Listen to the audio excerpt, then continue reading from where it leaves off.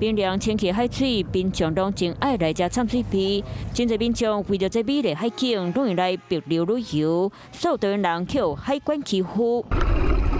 就算日头落山，热到海景，董事真啊想到，心情就真歹。一个李小姐和朋友伫6月17到22号，同齐去别流畅水味，想到伫入境别流时，人行李无问题，所以海关抓去细金房间检查伊的身。大使馆后来有了解嘛？了解后来跟我们讲说，是因为上个月有大陆人跟2个帛琉人去把毒品塞在私密处，所以他们加强安检。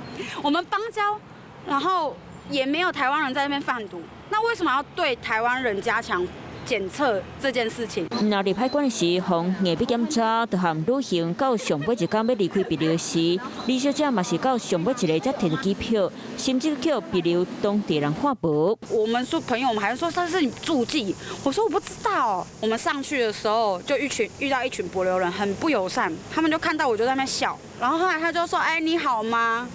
然后就说：“你好 much。”帛琉人是这样子看待我们的哦。因为他也知道我们是台湾人。我国大使馆向帛琉政府相关部门查证事件原委，帛方强调，本案系依法进行搜查，对帛琉民众或外来旅客都一视同仁，绝非针对特定人士的差别待遇。外交部讲尊重别流当地海关程序，不过嘛建议爱兼顾到观光客款曲，比如讲会继续做好相关程序，只是检查行李就无问题。先怎会严格审查标准到底伫咧搭，和旅客别拢杀无涨。Hello， 我是易景，想要抢先掌握最及时的新闻资讯吗？赶快订阅、按赞、开启小铃铛，锁定华视新闻的 YouTube 频道。